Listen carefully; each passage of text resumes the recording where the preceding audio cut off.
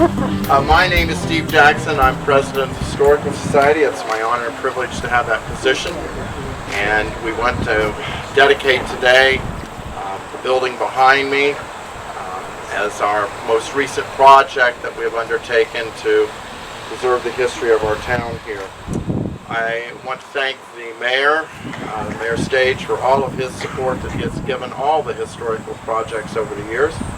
I want to thank the city administration, members of council, the staff of the city that are such wonderful workers and do such beautiful jobs at all the sites. And one of those people that's here some places, John Mannering, and John was kind of the official on the restoration of this building. So when you go through on the inside of it, he and his workers did 99% of the work. Historical Society members just did the painting and the finish up stuff. So John, we appreciate very much all that you've done for the Historical Society in this event and in a lot of other places as well over the years. I also want to thank some of our members of the Historical Society. We have what's called the Monday morning work crew, and we go around to wherever, whatever project currently needs taken care of. And the numbers vary from month to month, but the following people are particularly worthy of mention.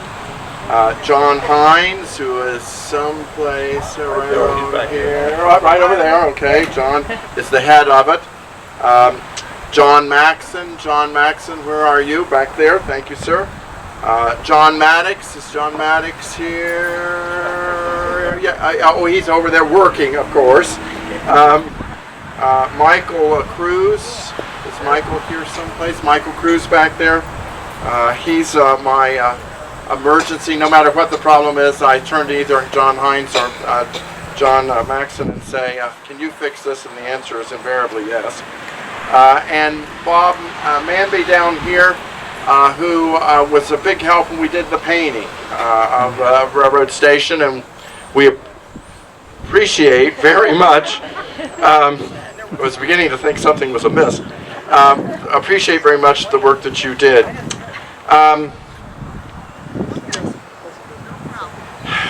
The Historical Society, I'm extremely proud of our group of people. We have 155 members roughly, and many of those people are very, very actively involved in things that we do.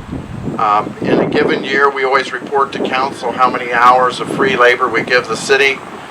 This year it was down a little bit because of COVID. We had a mere 3,000 hours worth of free time that we donate to this site, the City Museum site, and the Grant Sawyer House site, all of which we take care of for the city. But most years it runs between 4,000 and 5,000 hours, and I'm very proud of the commitment of our members that take care of all this. I also would be remiss if I didn't mention that our architect that did the original plans, Bill, wave your hand over here, okay? He did our original plans to present to the city to explain to them what we wanted done, and they carried that out. I could talk about the station for hours and hours because it was opened in 1883. It was built by the Columbus, Cincinnati Midland Railway Company. It was what's called then a short line. It was designed to connect cities. At that time there was no rail service between, even though we'd had train service in Ohio for 30 years, there was no rail service between Columbus and Cincinnati through this part of Franklin County. You had to go way further west before the line swung south. So they built this line and operated it for about 20 years. The color scheme that you see behind you, which caused a lot of comment when it first went on, as one woman said to me, I won't say her name, but she's a member of the community, she said, that's the ugliest shade of gold I've ever seen. And all I could tell her is, well, it's the official color, because we had the color stick used by the Columbus Midland Railway to match the colors of their buildings. And this gold is the original color the station was when it was built, as is the dark brown trim. That was the railroad company's colors. If you stop and think, in Grove City at the height of rail service, there were between 16 and 18 passenger trains a day that passed through. That's not counting freight trains as well. I imagine air pollution was a real issue because at least 8 of those passenger trains stopped at our depot. And if you've ever seen a steam locomotive start up, the first few turns of the wheel, they generate vast clouds of smoke. So it must have been a real issue. But this station was a very, very busy place. It also was busy not just because of the passenger service, but because this part over here is our baggage room. And actually the first year the railroad was in operation, the baggage service going in and out, and baggage, by the way, included more than just suitcases. It included what today would be carried by UPS and FedEx and all that sort of stuff.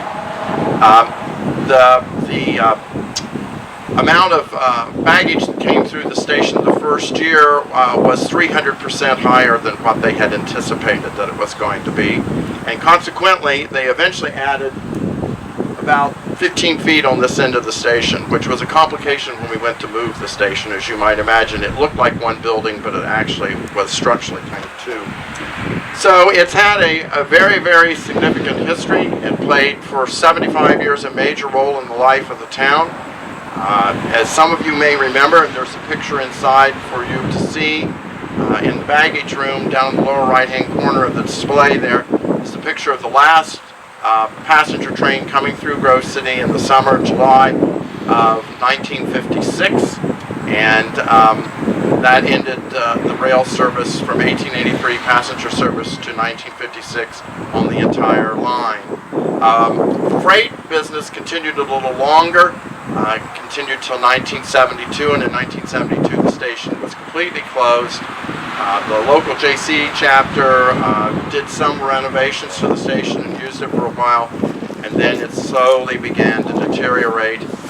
Thank heavens the city made the decision to save the station, and it was a real challenges and problems of Pauline to get the thing moved. I can remember standing up here at the corner of Orders Road in 62 when the flatbed truck carrying the station came around that corner, and if you know that corner, it slopes down to the left, so they were making a little over a 90-degree turn and going downhill at the same time. As I'm standing there, the whole right rear set of wheels comes completely up off the ground, and I thought to myself, oh my God, it's all going to slide off into one great big pile. Happily, the driver dealt with it, and the station made it here, and that began our 2-year restoration program for the building. So I will close with just this comment. One of our country's probably better known preservationists, she's a lady that has a television program called Hometown. It's in Laurel, Mississippi. Some of you may have seen that. Her name is Erin Napier, and in one of her things that she did on preservation, because she's a strong preservationist, she said towns, in so many words, towns need to take care of what they have. And her actual quote is, if you lose the history of a town, you will lose what makes it a special place.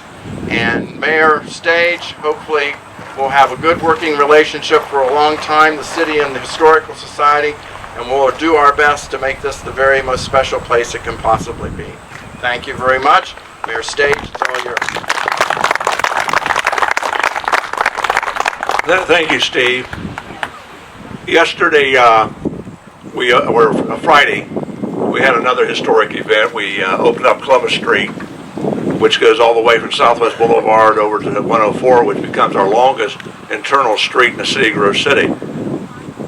When you look at what Steve just said about preserving a community, we're not a county seat. We weren't founded in 1803. We were founded by a number of farmers, a number of people who ventured out to be general store operators, barber shops, green elevators, you name it, and we've preserved it. And when I say we, I'm talking about all of us. This does not become a city project. It can't be. We need the people who are standing out here to say, hey, I'm willing to step up, make a difference, preserve our community, and that's exactly what's happened here. I have behind me a gentleman that I want to introduce, Roger Dye.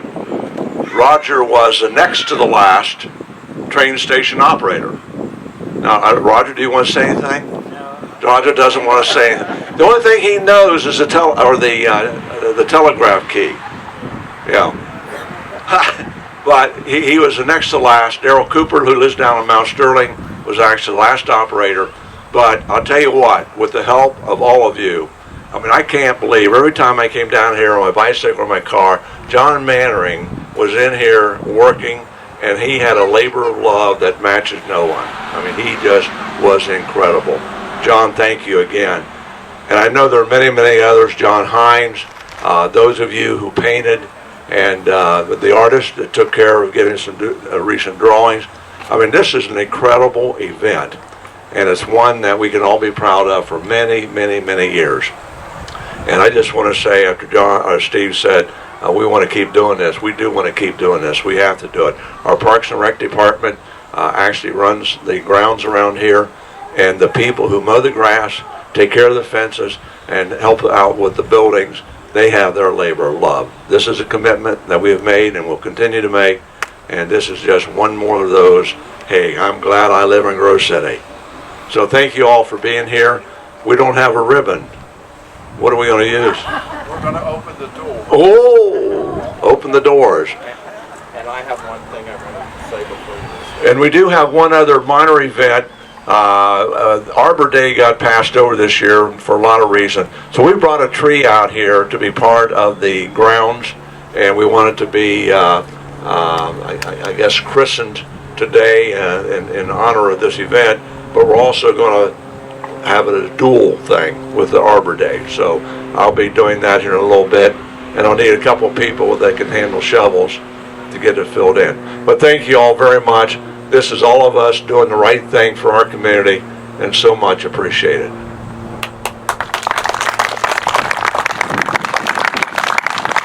Before we officially open the station, I want to add one thing to our agenda that I feel very deeply about.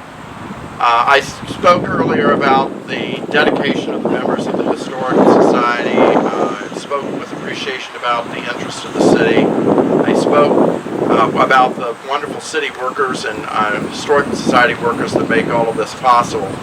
There's one person that needs to be recognized today. The lady I'm going to recognize, almost 25 years ago, realized that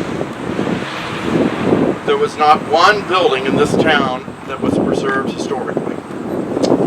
The schoolhouse down there was scheduled to be demolished. One of the city council members of the time said a bulldozer was the best solution to the problem. Not me. Yeah, it wasn't you. We know that, we know that. This lady said, I'm going to listen to that. Joanne Ironman sitting over here, okay, Joanne waves so they can all see you over there, is the person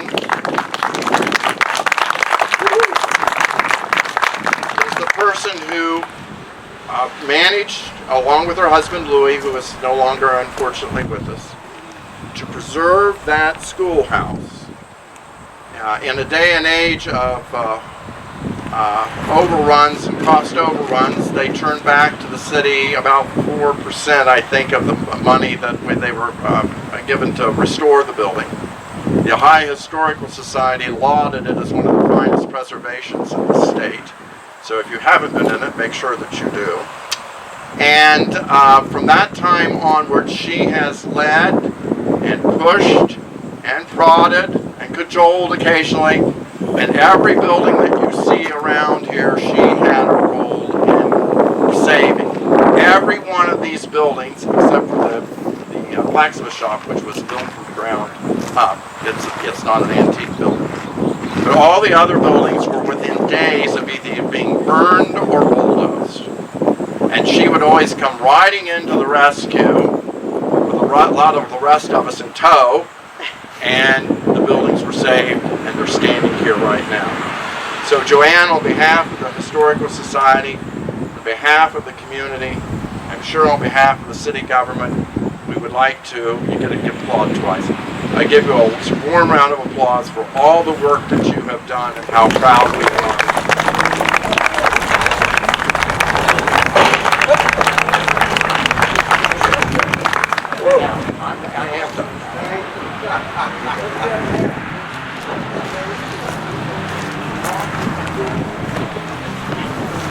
on in. Yeah, me too. You'll go in this door. I'll let people who haven't seen it Come out.